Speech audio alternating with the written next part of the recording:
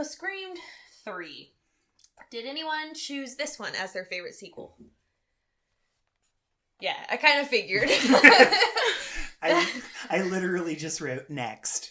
I want to breeze through this one. I like to pretend it never happened. Courtney Cox. The bangs. Listen. The fucking voice changing thing. Yeah. Dewey, they have our voices. How? That doesn't exist today. 23 years later. Because technology was... This is going to sound so, like, dazed and confused. Technology, man. Yeah. Dude, it's like, fucking, you call someone and then they sound like you. That really upset me, the voice changing thing, but not nearly as much as everything else about it. There's for everything that I love about Scream 2, there's something I hate about Scream 3. Yes. I will say some of my pros because I do have a few on here. I've got two. One of my biggest pros is Parker Posey. That was my number one. Parker fucking Posey. Wow. Literally the only, like, I was like... the scene where she jumps into Patrick Warburton's arms like a baby. Mm-hmm. Like, I just want to do that. Yeah. I just want him to carry me like a baby. Same. But just like, I mean, her in general, the Gale team up, I thoroughly enjoyed. I loved that. I did too. And the unlikely allies. Yes. And the progression and final coming together of Gale and Sydney. Because she punches her in the first one, she punches her in the second one, and then she hugs her when she sees her in the third one. Yep. Yeah, and that's just... I like that. Yeah. I will say, and I thought it was, interesting that, so the first two movies we killed off a well-known actor, unknown character. In this one, we kill Cotton immediately. Mm-hmm. Yeah.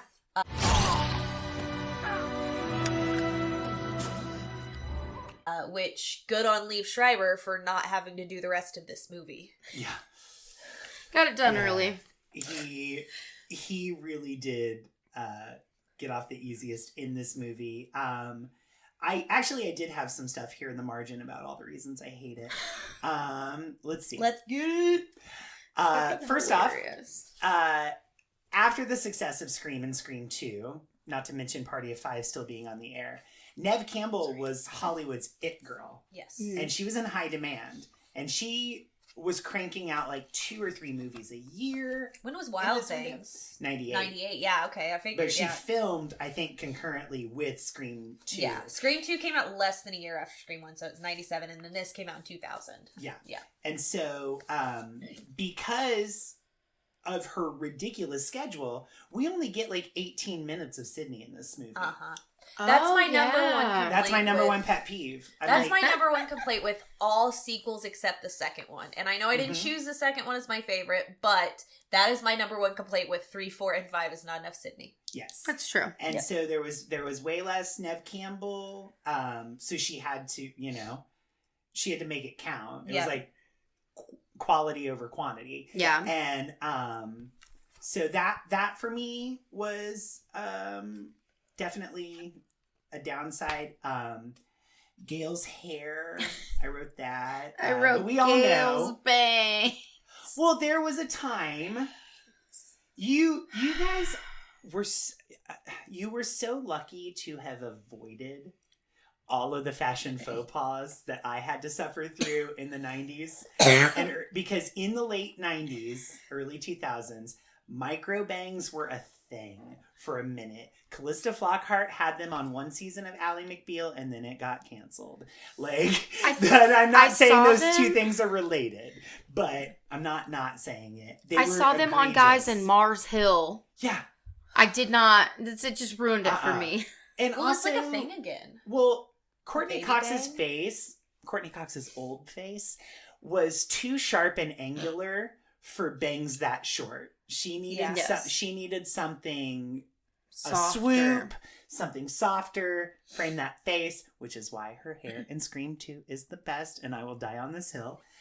Anyway. Yeah, the bangs are, it's bad. I wrote different writer, because it was and written. you can tell. It was written by Aaron Kruger, which I had high hopes for because Aaron Kruger wrote the screenplay for Arlington Road, a movie that came out around the same time as Scream 2. Okay. And Arlington Road, if y'all haven't seen it out there haven't. listening or watching, it's this little 90s movie that kind of flew under the radar, and it is phenomenal. It's Jeff Bridges, Joan Cusack, Tim Robbins. It's wonderful. So I kind of had high hopes when I heard that he was writing it. Right. I was like, oh, this guy can write and Arlington Road is super suspenseful. It's really uncomfortable and intense. So I thought, oh, this guy's got it. No. It's so vastly different from Kevin Williamson. It's like he was too busy at this point because of his sudden overnight success. Yeah, he was working on swamped. Dawson's Creek. He was doing Dawson's Creek. He was writing a pilot. He had written Teaching Mrs. Tingle, which I fucking love. One of my favorite 90s movies. Like, this guy was booked. Like, he was booked and blessed. And so they gave it to Aaron Kruger, and he just didn't get it. Yeah. That's the thing. He didn't get it. The humor is off. Mm-hmm. The type of meta is off. It's stilted. It feels like it's trying to be meta instead of just simply organically being meta. Yes, absolutely. Yeah. And that to me made me it feels the most out of place out of all of them. Yeah. It really does. And obviously, Columbine and everything just really toned down the gore, so we didn't really get a lot of we didn't get anything new. It was the first one released after Columbine, exactly, and that's why there's barely any blood on the screen, and when there is, it looks fake. Yep. It feels like a caricature drawing of Scream. Yep. It feels like someone saw it and then just decided to try to remake it from memory. Yeah. And just did a really bad job. And like it should be on an episode of Nailed It. I will say that Scream and all of its sequels, I have seen no less than 20 times a piece. I've seen Scream 3 maybe 5 times. Fair. In the 20... I've seen it maybe 5 times too. Yeah, it's the one I've seen the least besides 5, because I mean it's I've seen 5 a million times. Yeah. But the third one I've seen the least, but I feel like it was one of the ones that played on TV more than the others. And so I feel like I saw it on like sci-fi. Well, just any of them. I would watch them on that instead. Yeah. So, one thing before we move on, we have to talk about the fucking retcon that this movie almost could be okay if the Roman Bridges thing hadn't occurred at the end. Roman Bridger, director. And brother. We know Scream. We know Billy and Stu. We know what happened. Yeah. And then in this third one, and I get it because that is, I mean, it's every single one of these movies is making a comment on the tone and just like the face that was horror at the time. But also like what kind of movie it was, like if it was a sequel, right? And I've said this earlier, and so I get it, but also I hate it. I usually hate retcons anyway. Same. Unless they're really, really, really good. Yeah. But it felt, God, I hate Roman. He is my least favorite Ghostface by far. I literally said I didn't love the fucking killer, least favorite in the franchise. Yep. It's the only one where there's only one killer. Exactly, and if you're going to do that and it better be a good effective, it better be someone that we either care about and can't believe they've betrayed us, or that we've hated from the start, and it all makes sense. But he was somewhere in the middle. He felt like Debbie Saul in Scream 2, which I'm okay with because I never suspected him the entire time I was watching Scream 3. And especially when they do the fake out where they make you think he's dead. Yeah. And she checks his pulse. All right, I'm going to jump in here. if you put Nope. a rubber ball... No, go ahead. I've heard it. It works. Mm-hmm. It works. And she was feeling it here and not his neck. I hope you can see this because I'm doing it as hard as I can. And I still watch it. Like, if I, on the rare occasion when I do watch Scream 3, because maybe I'm just like in a having a really depressive rough episode, day. I need something to make me feel better. I'm like, well, at least I didn't have to make that movie. I do like to watch and see if I can catch Roman breathing in the coffin or wherever they find his dead body. But it just, there's so much to hate about it. Like, I can find like 2 or 3 things that I'm like, all right. And of course, Parker Posey is worth the price of admission. 100%. Love her. She's Parker Posey. Yes. But like the whole, let's make this movie about Maureen Prescott because I'm not Kevin Williamson and I don't have a fucking clue. The dead mom stuff. The dead mom. Ooh. Sydney. It's mother. Sid, come here. Mother needs to talk to you. I know that was supposed to be so creepy and harrowing. I laughed out loud at the theater. I was like, what the fuck am I watching right now? It's embarrassingly bad. It came out when I was 14, 15, so I was around the age where I wasn't impressed by anything because I was a moody teenager. Yep. So honestly, I was going to hate it regardless. Yeah. I really was. I do like... There's one more pro. The scene where Sydney beats Roman at his own game and calls him from the phone. Mm-hmm. And that moment of realization that he's like, oh, I just got one-upped because I took on Sydney Prescott. And she comes out of nowhere and she stabs him with the ice pick. Yep. I love that. Yep. I love the weird way that she like holds hands with him as he dies because he is her brother. Yep. And that familial tie. It reminds me a lot of like Halloween. Yeah. Oh, yeah. Where you have the dichotomy of being hunted by someone, but also that's your blood. Yeah.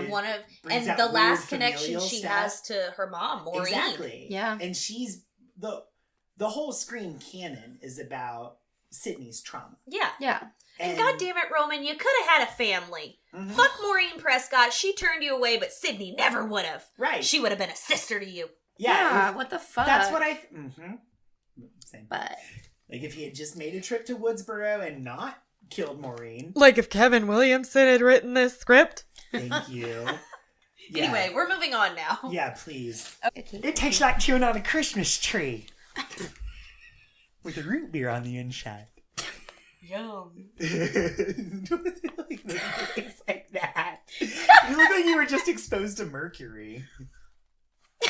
I did eat lead paint chips as a child. Does that, does that I pose like a my threat? sandwiches to have a crunch. Okay, Scream 4. Scream 4. 4. Woo! Okay, so when Scream 3 ended, Wes was like, cool, I made a trilogy and I'm going to end it at that trilogy. And for a long, long, long time, that was the end of Scream. That was the end of Ghostface. That was it. And then 2011, over a decade later, Wes was like, oh yeah, Scream 4. Raise your hand. Woo! You picked this one as your favorite. I picked this one. Yep. You did too? No. Oh, okay. I will say this was my favorite. But anyway, so actually I'll just let Jess go ahead and start because this is her favorite. Get it, girl. All Get it, right. girl. Good choice. Thank you so much. There are so many things that I love about this movie. First of all, the intro. Yep. Were we all not gagged? The double fake The out. fucking camp. The gaggery. The meta, I wrote super meta. It's just a super meta opening. Kristen Bell stabbing the fuck out of Anna Paquin. Yeah. It was good. hot. You can see everything coming.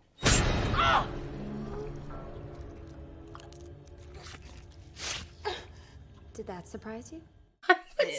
I was like, everyone is crazy and I don't know what's happening and I love it. Yes. And also Hayden Panettiere. Kirby. The The best Andy side Reid. character we've had since Stu. Or maybe since Randy, I guess. Because she kind of had to take up the mantle for Randy Meeks. Yeah, she's that. She needed to be funny, the audience, all-knowing. Yeah, exactly. She needed to be our POV, yes. and she needed to be well-versed in horror. Uh-huh. Yeah. And they did that with, I can't remember his name, but Rory Culkin, his character. Yes. Oh my God, yeah. And Charlie. Charlie. Yep. Mm-hmm. They did that with Charlie, but he ended up being one of the, spoiler alert, killers. And so the fact that you have this female character who is, like you said, essentially like Randy all over again. Yep. And it just felt so good to have that, because we didn't have that in Scream 3. Yeah, and I go ahead. Okay. I love Hayden Panettiere. I So felt much. like I could relate to her character because I am a horror nerd, and I feel like I really looked up to her in that role, and she made me just want to be a bad bitch. And also one of my favorite games, she plays a character in and voices it, which is I love Until that. Dawn. That's so cool. And so I just, I'm so excited that she's going to be in the new one. Because if you're not giving us Nev, you better give us fucking Kirby. Kirby for life. Yeah. Sorry to interrupt you. No, it's fine. And just going back to the whole, sort of a Randy character, and she could have been an exact replica of a female Randy, but Hayden Panettiere made that character her own. She's so cool, she's so calm, she's funny, sexy. She has lines in this movie that no matter how many times I watch it, I laugh out loud every fucking time. Yeah. Is that a bad thing? Does that mean that I'm not going to live as long as these two? No. Maybe. Her face acting is so good. Yeah. If you just watch her face in every scene she's in, it's hysterical. She is reacting to everything. How is she not a bigger celebrity? Save the Cheerleader, Save the World. I watched the first season of Heroes. I loved her. One worth watching. Exactly. I loved her. She was in this. What happened? Well, she was on Nashville on ABC. Oh, I didn't see that. Okay. And so she's a TV star. Yeah. Okay, and mind perfect. you, Good for her. she was also on the last season of Ally McBeal. She played Callista Flockhardt's daughter. Yeah. Okay. She has a pretty well-known following in Japan for her music. Oh, cool. She also took a lot of time off trying to save dolphins and whales. I love that. I know.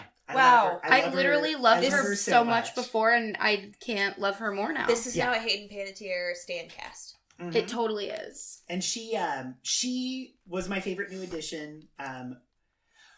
Well, if I'm being real, she's tied with Deputy Judy Hicks, because Marley Shelton, Sheriff Judy. I love the way he lemon says squares. that. And her lemon squares. Your lemon squares taste like ass. Your lemon squares taste like ass. No, they really don't. When he goes, I literally wrote that quote down. Sheriff. Thank you, Sheriff. I literally wrote that down. And then I also wrote the quote, when they're all in the detectives thing, and they ask Kirby, they're like, "You didn't get a phone call?" And she's like, "No." Does that mean I'm not going to live as long as them? She cracks me the fuck up. And then later, when she's talking to the boyfriend, Trevor, and she's like, "Who invited you? Get out of my house!" I loved it. She cracks me the fuck up. Because I would literally say, either of us would say, any of us would say shit like that. Yeah. Kirby was definitely my POV for this movie. I love that's her. Me in that situation. Yep, 100%. Just getting progressively angrier and more fucked up.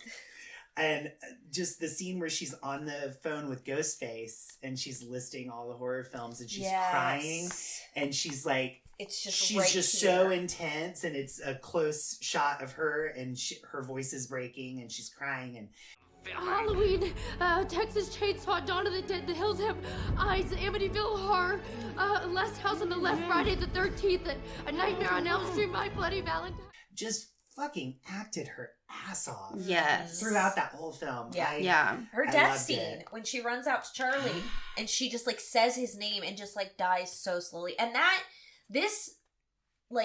was one of the deaths that, I love them all.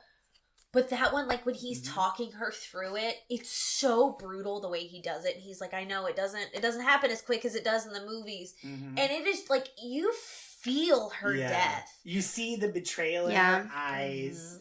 But like, is she dead? She's coming back? No, I guess she's not. Yeah, I was just about to say. So I was like, the death scene? Death scene, I know. I was like, they're not going to pull, like, what they did in 5, like, bring him back as, like, a ghost. Right, no, yeah. But they did pull a Dewey in that when Charlie walks away after stabbing Kirby, Hayden Panettiere rolls over and you're left to decide whether she's alive or dead, and they didn't address it until 5. And even Wes said, because this was obviously the last this was the last film that Wes Craven directed before he died in 2015. So special. Rest in peace. I love him. Me too. That is one of the reasons that this movie will always be so important to me and to the genre. I mean, this was the last movie we got from an absolute icon. Yeah. Love him, hate him, don't care. He is a staple of the horror genre. Yeah. And yeah, this was the last one he directed. But even he said after this movie, that he was more than happy to bring Kirby back, and he specifically filmed her death like that so that if he did another Scream, he could bring her back because he loved Kirby. He loved Hayden Panettiere. She felt so authentic to the series, you know.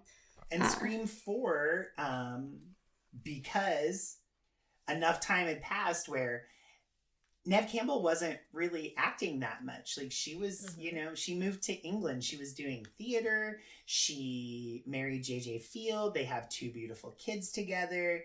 Like, she was to a point in her career where she only acted when she wanted to. And they presented her with this script that was written by Kevin Williamson. Again, they righted that wrong.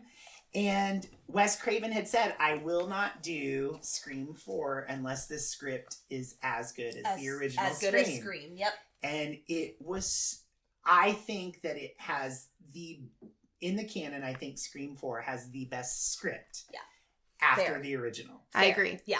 I mean, 2 is still my favorite, but the script for 4 is so, like, winking, it's sly, it's... You can tell that the script for the 4th one wasn't rewritten a million times and tried to keep secret and take all these back ways and film all these different stupid endings so that no one knows. This was a fully realized movie that they said, I don't care what happens, this is the movie I'm making because it's a good movie and a good script. And we didn't even know that it had been made until they released the trailer at Comic-Con that year. I think Neve presented it, maybe? Oh, wow. If I'm remembering that right. That's Someone amazing. from the movie presented it. Yeah. Either they did, like, a video thing beforehand, but they filmed someone introducing it, and it was, like, I want to say Comic-Con or HorrorCon, one of the two. And that was the first anyone even knew that it existed. They did such a good job of keeping it under wraps, and that's why they were able to make the movie they wanted to from the start. Exactly how they wanted. Without any leaks, without changing the killers. I think that Emma Roberts as Jill. Oh my God. Acted her fucking ass off. Girl. Fuck Emma Roberts. I mean, the scene where she's trying to make it look like she was attacked by Ghostface and she's stabbing herself. One of my favorite scenes. I love it. Good. I love Running it. face first into glass. Throwing herself through the fucking tape. Body slamming herself. She didn't even have to do. No. All she really had to do was, like, give herself a few scratches. And then pull the hair pull out. a little hair out. Make sure the fake killer had some DNA on him. No, she wanted her ass a masochist. because the worse you get, like, hurt, the more of a hero you are. Exactly. The more of the victim you were, and so then everybody loves you more. She just wanted to be Sydney.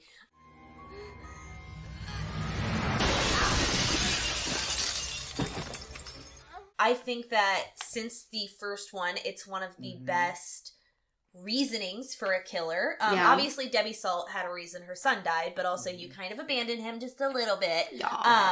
The Timothy Olyphant just wanted to be famous. Third one, fuck you, Roman Bridges.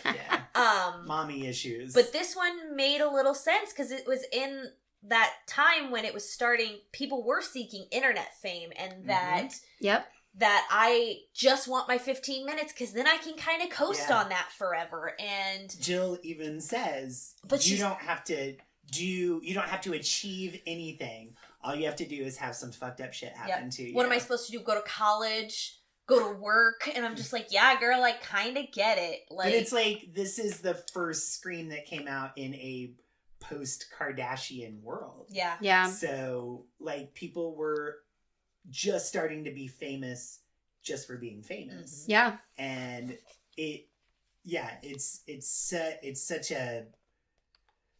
it's holding a mirror up to society. Right. And it's like, if you don't like what you see, like, change it. Yeah. Yeah.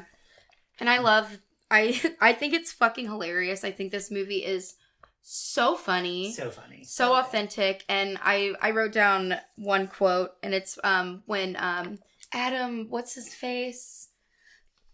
He's Adam one Brody. of the Adam Brody. And what's the other guy? Anthony Anderson. Yep. And Anthony Anderson, where they were police officers and they were in the car. Yep. And then when he's like fucking dies, he's like, fuck Bruce Willis. Yeah. Willis. I love Famous last words. Yeah, I love that it. they went through all of the movie cop tropes. I thought that was a nice scene, because before It was that, so like, funny. we had obviously Dewey is a cop, has been a cop the whole time, but like you never really got to see them interact that much. Yeah. And like the two of them in the car was one of my favorite scenes, and Olivia's death scene is so fucking brutal. Oh my Her God. intestines are still steaming when Sydney finds her on the bed. And just like the way they splattered the walls. Uh-huh. It was so bloody. I mean, the whole thing is a commentary on torture porn. Uh-huh. Yeah. Because by this time we Woo! had like 4 or 5 Saw films. We had Hostel. We Yep. had, We were in the era of Eli Roth Eli Roth, fanboys. yeah. Yeah. We I had love Cabin Eli Fever Roth. by that point. Yeah. Oh, Eli Roth. Yes. Oh, Eli Roth can get it up, down, sideways, backways, when I'm asleep, when I'm awake. He's I don't such a even little care. nerd. He's so funny. I love I don't him. care. So one of the other things that I one of the best things about the Ghostface reveal is it's the first one since the first movie where it's someone Sydney cares about. Mm-hmm. Yes, she's been betrayed in every movie, but this is the first time where the first one was her boyfriend, the first person she slept with, the love of her life, who raped and murdered her mother and then tried to kill her and all her friends. Mm-hmm. And then this is her cousin, her flesh and blood, that one of the few ties she has left to actual family. Mm-hmm. Yeah. And it's her cousin on her mother's side, Yes. which there's the whole like biological ties. Yep. And it was the first time Sydney ever got stabbed. It was the first time I thought Sydney was dead. Yeah. I really did too. At the end there, when Jill's going, the first time I watched it, Jill's going through all that stuff. I'm like, she hasn't moved. Sydney this looks whole pretty time. fucking dead there. Yeah, She did look pretty dead. I remember being devastated when I thought she was dead, but thinking, "There's no way. She's Sydney fucking Prescott. Yeah. There's no way." Yeah. But they did a really good job of tricking the audience, and I went to see it at the theater with Robert, and when Sydney got stabbed twice and was bleeding out, and we both thought she was dead, Robert just held my hand and he said, "It's okay, buddy. It's gonna be okay. We got this. We got this." And then, of course, it was a fake out, and she saves the day. Through and yep. Ugh. Gail saves the day, man. Gail absolutely saves the day. Yeah. She's Hell like, yeah. She's such how a bad did Jill bitch. know about mine? Yeah. And she's the one that comes in. She's like, hey, whoa, hey, Uh-huh. stop it. And then she has no weapon in her hand, and she just uses the power of persuasion. She's smart. Fucking psychological warfare. Yep. Give me And one last word. Yep. Clear. And she saves the day. And I also She's- wrote a return to ultra violence after Scream 3 was really nice to see. Because, Absolutely. like, you know, it's not like Final Destination where the death scenes are the only good part. Because No, yeah. the It's not acting what and all the you're script here is for. atrocious. Like, with Scream, it's incredibly well written. It's incredibly well acted, but you still want to see some gory fucking death scenes. Mm-hmm. And 3 didn't have that, but 4 had plenty. She And that delivered. Ghostface is scary. Yes. Force Ghostface is actually fucking terrifying. Like, Mhm. he is brutal. Like, he says some shit. Oh, in the original, yeah. like in the opening, when it finally it's the third time we've been duped twice in a row, and then it's finally Woodsboro, and it's real characters in this universe. And he fucking throws her through a window. Like, are you fucking kidding me? Yeah. I also wrote one of the actors in that scene. She doesn't play Marnie. I don't remember her character's name right off the top of my head, but it's played by Amy Teagarden, who was on Friday Night Lights, which you know how I feel about Friday Night Lights. So I was so excited to see her. I was like, oh my God, it's Coach Tyler's daughter, Julie. And then bitch got fucking slain in the garage, which I feel like, don't quote me because I don't know, but I feel like Kevin Williamson wrote for her to be smashed by a closing garage door to right the wrong because people busted that myth. I absolutely wrote that down, not only as an homage, but yes, as being like, okay, fine, I'll do it this way. And because it could happen that way. Yeah. It could come down on you, but it can't go up with a person in it. Not to mention, Rose McGowan acts her fucking ass off in that garage scene. It's this big and her body's this big. It was big enough for a small dog to get through. And Rose McGowan, in that movie, you couldn't hit her with a handful of corn. No. She's so skinny.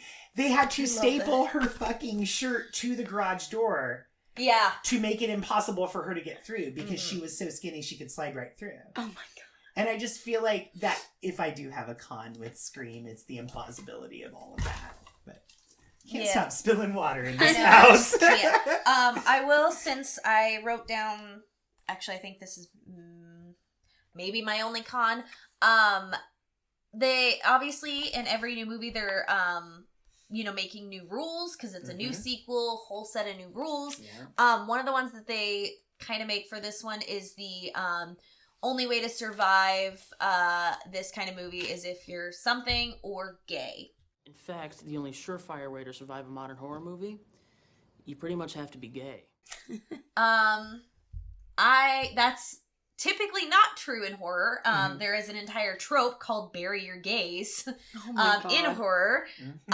And so that whole thing, I was just like, no, that's no. Cause then the whole, I'm gay. Which is one of the things I love about Scream 5 is we actually have our first openly gay character. Yes. Yeah.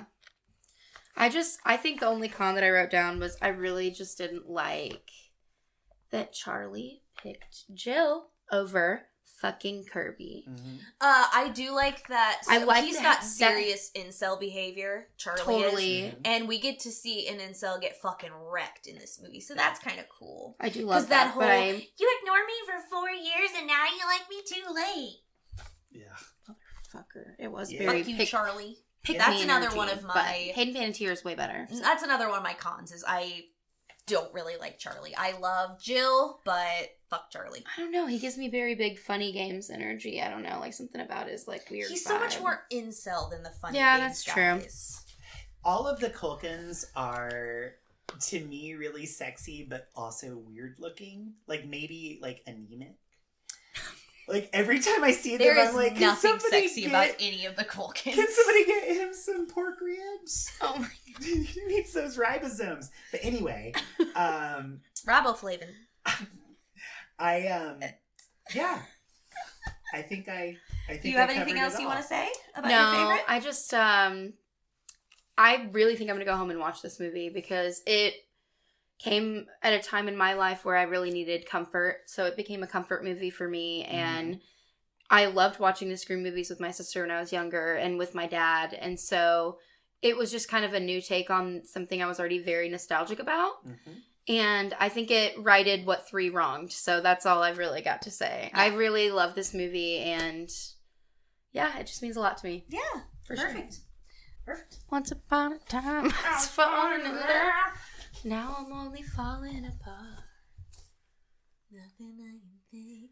Total eclipse of the fart. Did we really we just both say that? Fart. I'm done. I am leaving. I almost said fart. The podcast is over. I almost said fart, but I was like, nah. I'm gonna let them have their little moment. Yeah. Okay. I almost spilled my water again. Okay. This is gonna be like our longest episode yet. Unhinged. Steven edited it's gonna be like The Godfather Part 2. It's like Longer It's than like, Star why Wars. did they make it that long? Right. It's unnecessary. Because we went over 5 movies. Speaking of, number 5, raise your hand if you chose this as your favorite. Me! Controversial, I'm sure. Tell us about it, sister. So, I rewatched this movie today, for the I don't know how manyth time. This was the first of the Scream movies that I got to see in theaters. I was too young for the first 3, and the 4th one came out in 2011. I was a lot more interested in boys, unfortunately, and school. I was a very studious high schooler. I was a nerd, but not the good kind of nerd, the big loser kind. So I didn't see that in theaters then, and it took me a couple years afterward to see it. So being able to experience this opening weekend with one of my absolute best friends, who I know, like, this franchise means as much to him as it does to me, like, really, really solidified how much I love this movie. I loved it the first time I watched it, and I have loved it more every single time since. I have an entire list of reasons why. Yeah, there's just something about this movie that feels so warm and fuzzy to me. And one of the things up top, and I think one of the things today that really set me over the edge for making this my favorite is the fucking Dead Meat cameo. Can we talk about the title? Stab? What, just like the original? Just call it Stab 8. It's fucking Stab 8. You're not fooling anyone. I talk about Dead Meat a lot on this channel. And in life in general. I have several Dead Meat t-shirts. I spend about 80% of my day on YouTube, and if I'm not doing something for this podcast, I am watching James and Chelsea. And when I tell you, when they came on this fucking screen, and I, like, stood in my chair in the theater, just like, Like a little fucking goblin. I love them so much. Like, they are truly amazing. Casey's gotten me into them. I'm not as into them as her, yes. but I love watching them. It just, like, that kind of, like, I was like, okay, I love this movie. Obviously, just the fact that we get another Scream was awesome. Yeah. Not directed by Wes Craven, but directed by and made by Radio Silence, who are 3 guys who are deep lovers of the genre and who really respect this franchise. And I don't think anybody else could have done it justice like they did. This is my favorite intro since the first one. Jenna Ortega. God damn it. When it opens on her, she just, I mean, the whole fucking performance is unbelievable.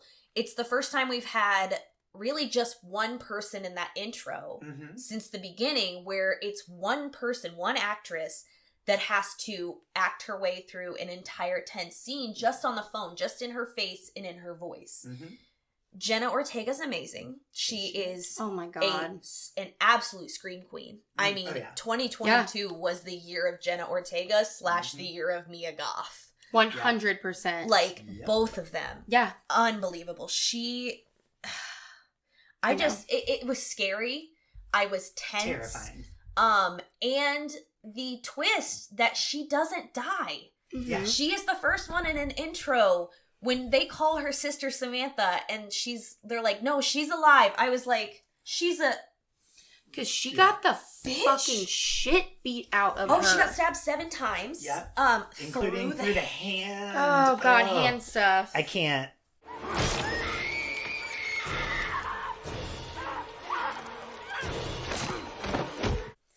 That shit stresses me out. Yes.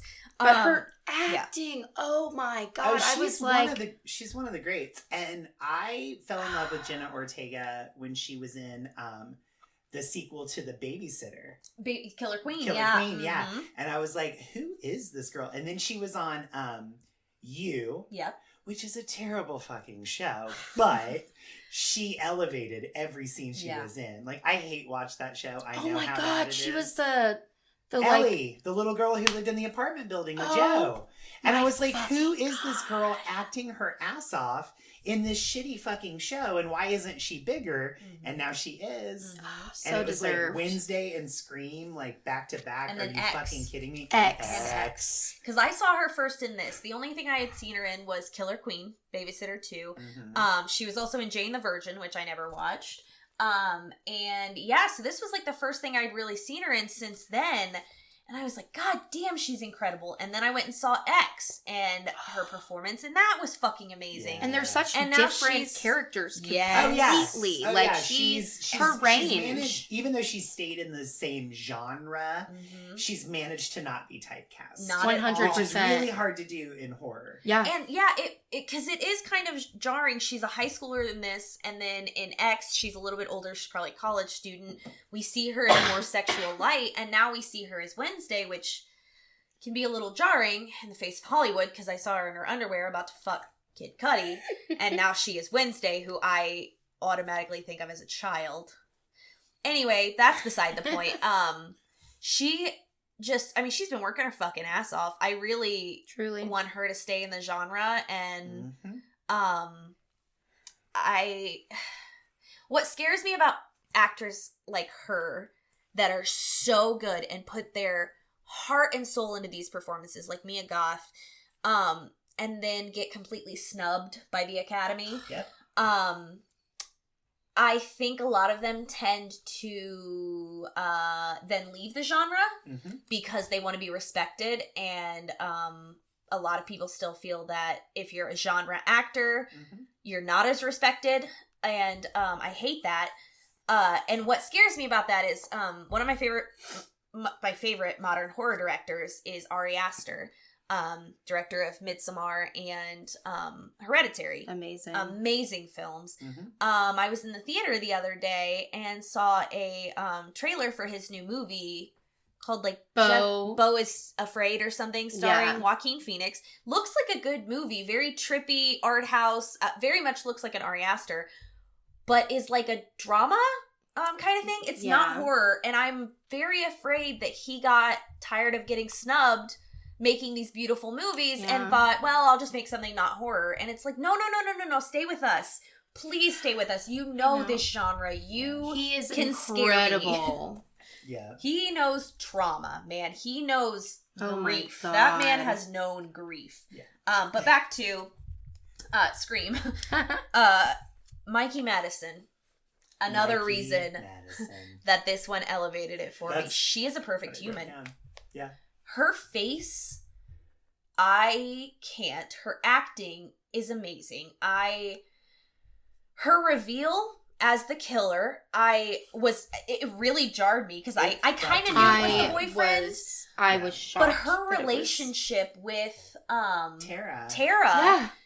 It reminds me of my relationship with my best friends. It's so caring. That's exactly what I said. Like, I was shooketh. Yes. Yeah. When she just she's like, I know, and just fucking shoots what's her name in the head. Yeah. And she is the only one in this entire franchise that can do the Matthew Lillard and actually pull it off. Yeah. Dewey had to die to make it real. To show that this wasn't just some bullshit, cash-in, run-of-the-mill sequel. Because our movie has fucking stakes! She does. She's spitting. She is screaming. She is over the top at the end. Oh my She's God. nuts. And then she does it. She does it well. And that, those performances, I'm just like, because these are I know they're in their 20s, but I'm still like, Jesus Christ, you are so amazing and so talented. I wrote down because, and honestly, I never really even thought about it this way until right this moment when we're talking about it. The very first thing I wrote down is I hate Samantha. Because Fair. I do. Fair. I think that she's I wish she had died. She's this milquetoast, watered down Sidney Prescott. And I don't care about her. But if Tara had been the main character, or if Amber, Mikey Madison, had been the main character. Because Mikey Madison, did you guys watch Better Things on FX? Anyway, it's incredible. Mikey Madison played the oldest daughter of the main character. Okay. So I had watched her for 5-6 seasons before Scream, and I had no idea that she had that in her. Right. Yeah. To play a killer and to go so over the top. And I remember I watched it in the theater with you first, and then maybe a week later I went back and watched it at the theater with Robert. And Robert had called out Mikey Madison's performance for being like too over the top. And he was like, she's not nearly as good in Scream as she was in Better Things. And I'm like, no, I don't think you get it. Like, yeah, exactly. She's trying to be the new Stu Macher. She lives in his fucking house. Another reason this one elevated it for me. We go back to Stu's house. Beginning. That shot when Sam gets the call and the camera just kind of twists and pull out. And you're like, they're at the house. They're at the house. Because when Gail and Sydney are tracking them, they look at the GPS and they're like, "Are you fucking serious?" She goes, "They stopped. Oh, at a gas station." And Sydney's like, "Oh God!" Like, and you have no idea what's next. And then once they do the reveal, you start to realize, oh, that house looked so familiar, but I didn't know why. And then they pull, and I love Sydney's line about the same house. You might be the most derivative one of them all, which is so great because that's like not biting the hand that feeds, but another reason licking the hand that feeds. She has some of my favorite Sydney lines. That one, the one where she's like, "I'm done with you," and just hangs up the phone. She's literally over the game. She's so over it. She's like, "I'm not even gonna fucking listen to your phone call." She's married to Patrick Dempsey. To from Mark, Scream I 3. love that she's like, they did keep I'll it in keep canon. him. Yeah, I love that. And then they mention him. They have kids. She's like, I'm about to take the girls to school. That line when he says, "Do you have a gun?" and she goes, I'm Sydney fucking Prescott. Of course I have a gun. I went Nev wild. Campbell's idea. I loved it. Nev Campbell's ad lib. She knows. I love her. She gives it to us every time. Every time. I never leave hungry. She always serves me. I was literally writing my notes for this, and I had already decided 4 was my favorite, folks. And in all the way down here, wait, is this one my favorite? And then I decided, oh shit, I think Scream 5 is my favorite sequel.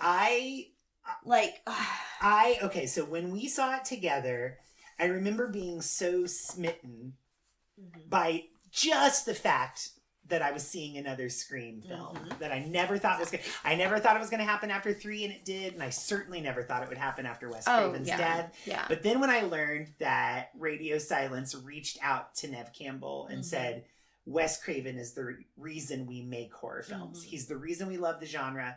This movie will be a love letter to him. We want to do him justice. And she said it was the most lovely handwritten letter.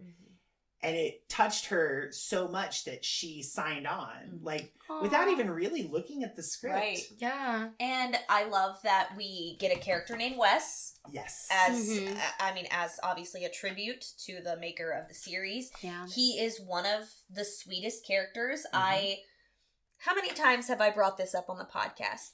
Candyman requel. They name a character Clive. And he is the worst piece of shit of all time. And Clive Barker was, by all accounts, a sensitive, kind, sweet, soft-spoken man. And that character was a piece of shit. This one I like. Because Wes, in this, I like his character. He is very sweet. He loves his mother. Yeah. He is a smart horror character. He's, he listens. Yeah. And his name was Wes. And then we get that, the party later is for Wes. They have the banner, and they dedicate the movie to Wes Craven, of course. I love it. Yeah, there's just, There's so many smart moments in 5 that, I didn't really appreciate until later with repeat viewings. What I really like about 5 is that I feel like I'm constantly peeling back another layer of an onion. They, for instance, I didn't know when we saw it together at the theater until the second time. That's why I love seeing them twice in a theater, so I can really know what's going to happen, so just look for background. See what kind of clues I've been given. And the second time watching it at the theater is when I realized that when they're watching the YouTube montage of all the stab movies, to the side for recommended videos, it says interview with survivor Kirby Reed. Yep. Mm-hmm. And that's how they nonchalantly let you know that she's alive. Yep. I didn't know that. And I also didn't know until I was, did a deep dive into the trivia online that when school gets canceled after Tara has been attacked in the opening, they're all sitting in the picnic area outside the school as an homage to the scene in the first one. Oh, I got that, but what I didn't know is that the principal comes over the loudspeaker, and in the original it was Principal Henry, Henry Winkler, the god. Amazing. But in 5, when the principal talks about the curfew, the principal is voiced by Drew Barrymore. Attention Panthers! A reminder that all classes and school activities are canceled tomorrow due to public safety concerns. Right? See? Another reason this one's my fucking favorite. Like, it's Drew My Barrymore daughter. using her normal voice. She's not putting on an accent. She's not even trying to disguise it. But because it's coming over a PA, it's just muffled enough for you to not know it's her. Now I'm like, do I want to watch this movie You're gonna tonight? have to watch it and, listen for it. Because I also learned that when they talk about the Stab franchise flying off the rails and they show the one of Ghostface using the flamethrower. That's Matthew Lillard as Ghostface. Yes. I did know that one. A lot of the original, when they do the ADR where they put the voices in after post-production, a lot of the people screaming for Wes are survivors throughout, or people who died throughout the canon. Like Drew Barrymore's voice is looped in, Matthew Lillard's is looped in. That's so crazy. Jamie Kennedy shouts for Wes. Aww, that's and insane. If you turn down the levels and just listen, you can hear his voice plain as day. I did not know that. This was not only a love letter to Wes Craven, but a love letter to the fans. And the franchise as a whole. Yeah. And just what it did. And yeah. I was very on the fence about even seeing this movie because Me too. I was like, no Kevin Williamson, no Wes Craven, what are we even doing here? And I loved 4 so much. I was so nervous. 4. And then we got Red Right Hand back, though. Yeah, we did. I fucking love that song. One of the most brutal kills, and it's the tiniest little stab.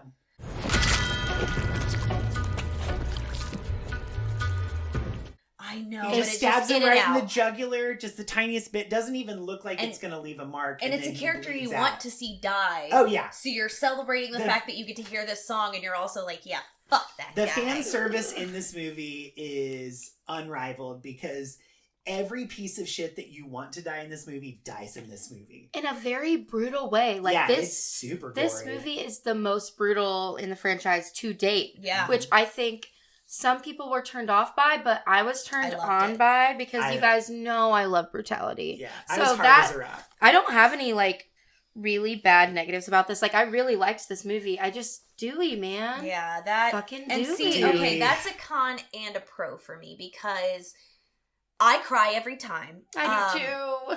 It is one of the most heart-wrenching things ever. It's devastating. But the fact that they even did it is holy shit, you had the balls to kill Dewey. It honestly would have been, it would have been just as upsetting to me and I would have cried, but it would have been less impactful if it had been Gale. Do you agree? Absolutely. I agree with you. I do. But also, and I don't because it's Gale Weathers. Maybe it would be pretty equal. Gale Weathers, Riley. I was hoping. Yeah, I was hoping Gale Weathers was the killer. I was like, I want a fucking out there twist. See, what and if I did too. Scream 6. So I'm gonna just run through a couple cons that I had because I felt that I needed to be fair about it. One of my cons was I hate the name. I hate that it's just called Scream. Yeah. It needs to be called Scream 5. They almost called it Scream Forever. I would have been fine with that. Scream 5. Or Just Scream call it Scream Legacy 5. or something. Yeah. Some Scream Requel. nod. Something. I don't know how I feel about the Billy stuff, but I don't think I love it. The whole... And the only reason I don't think I love it, because I liked getting to see, Ski Ulrich reprise his role. It just feels like a very outdated way of showing that type of illness. 100%. I have someone in my family who is a paranoid schizophrenic. So it just felt very outdated. Like this would have been a portrayal of that in 2006. Right. Yeah. But I get that they had to do something, and I feel that they did it tastefully. I don't feel that she was made to be a joke because of it. For me, I thought it could have been as effective and less gimmicky if we had heard Billy's voice, like, in voiceover. Yeah. Yeah, Whereas, 100%. Because the fact that they had to de-age him Yeah. to be the age he was when he died. To make him look just like, yeah. It looks so fake. It does. Yeah. He looks It's not good. That's my least favorite thing. I think a wrote- voiceover, you're right, would have been much, like, equally more effective even. For cons I wrote, I hate Sam. CGI Billy looks grotesque. And I wrote this one under pros and cons. When Sam is stabbing Richie to death at the very end, So good. it's the first time she had a personality. Yeah, but it's so good. That's the Yeah. first time we get a brutal Ghostface death. Like where Ghostface Brutal. is 'Cause ravaged. Normally it's Oh, like yeah. the quintessential Gunshot to one the bullet head. through the head. Because that's the only way to kill him. Yeah. Well, you can also do this. eviscerate them. Yeah, you could. She stabbed him. I've never sat and counted. I'd be curious to know how many times she It stabbed was him crazy. before slitting his throat. Yes.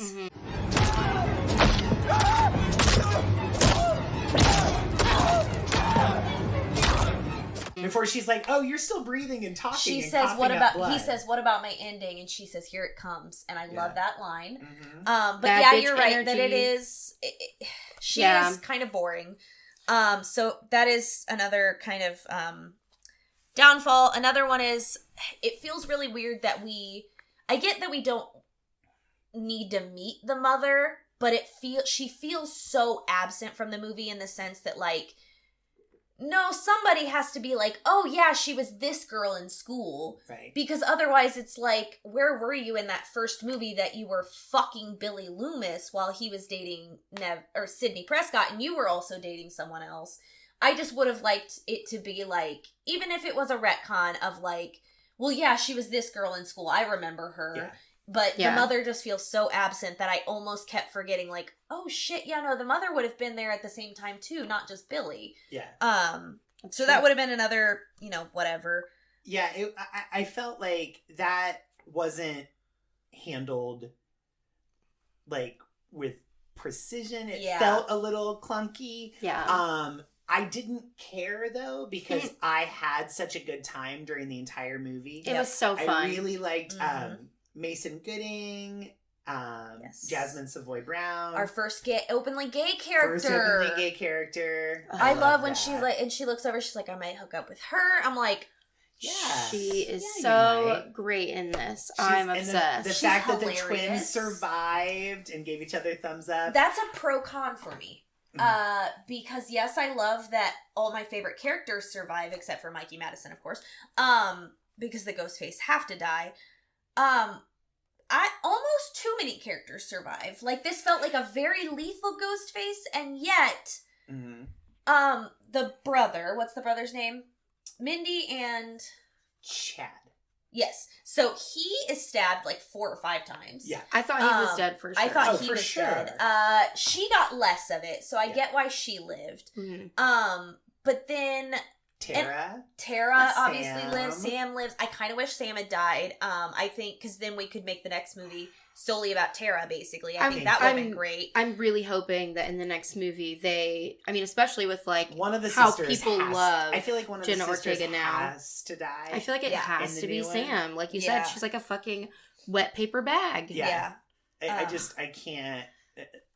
There's, I saw a snippet of the scene from Scream 6 where she's sitting in therapy, and all I can think is like, imagine what's going through that therapist's head. Like, ugh, I can't believe I chose this career.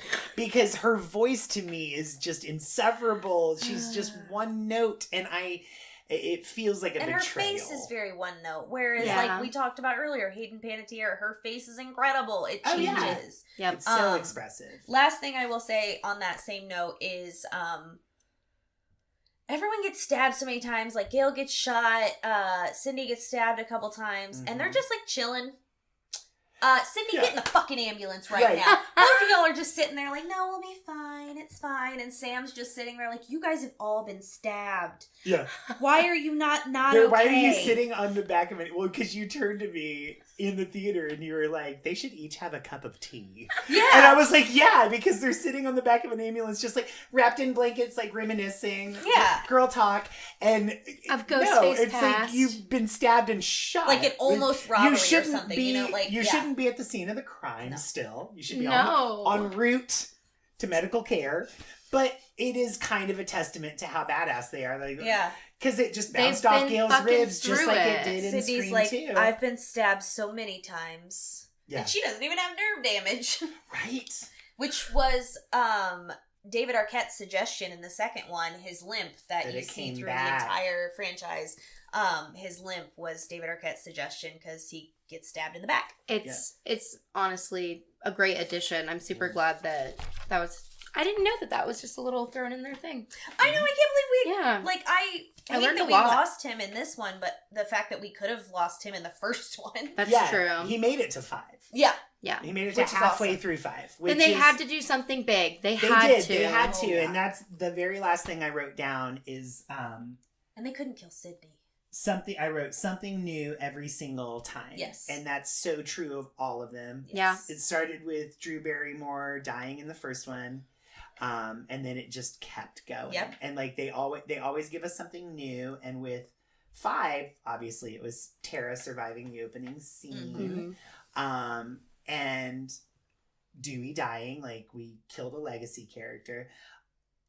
Just from you guys have seen the trailer for 6, right? Yeah. Okay, so based on that one alone, I can already tell that Ghostface is killing people in crowded bodegas in broad daylight. Yeah. He's using a shotgun, which we've never seen before. Well, he's not in a small but- town. He's Yeah, in New he's York. in the city that never sleeps. I love it. And there's millions of places for him to hide. I'm so excited. Like, I'm getting palpitations Yes. just thinking about I it. hate that too. Nev is not in it, but I mean, we've kind of already speculated on things. Like, one of the things that I want more Tara. Yeah, I want more Tara I want for less sure. Sam.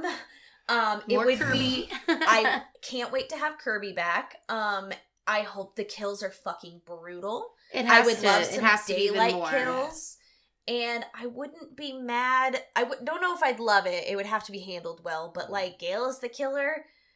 She's in New York. She literally lives in New York. I would love for Gail to be the killer. But I like, wanted that the last movie. The thing is, like, I don't know what fucking script would make that believable. You know what I mean? It would have to be I a know. damn Okay. good script. Like something falls on her head and she goes crazy. I mean, losing That's a good Dewey. script. Don't take my idea. Losing Dewey. Now that you brought it up, I have been spitballing theories. Oh yeah, at we were home gonna discuss theories with Robert, Okay. and in my fantasy, and I can't imagine. There's like a 1.7% chance that this could ever happen. Okay. I'm not ruling it out, but in my fantasy, my ideal premise or twist or something new would be that Neve Campbell made up the salary dispute with the filmmakers as a red herring to fool us all that she wasn't going to be in it, and Sidney Prescott is indeed the killer in Scream 6. I would or die. at least one of them. That's what I've been hoping Because for. then, I've been hoping in my mind that she's somehow going to be in it Me too. too. because then it would make her death, if she did die, feel okay. Yep. Because Ghostface has to die. Ghostface has to die. And she would have all the motive she needed for being the killer. Because all the trauma. Have you seen the first 4 movies? A 5 movies? A quarter century of trauma is going to do that shit to anyone. She's been And stabbed a lot. like maybe because she talks about being married to Mark and having the kids, like maybe they died in a car accident. Oh my God, maybe right. she has nothing to live for anymore.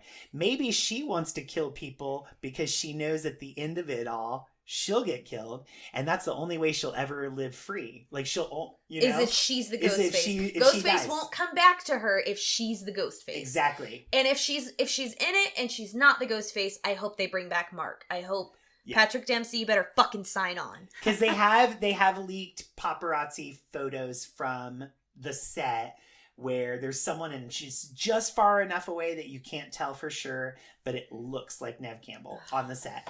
Now, I can't say with any degree of certainty. But I've had like this true. weird like inkling, like she's got to be in there somewhere.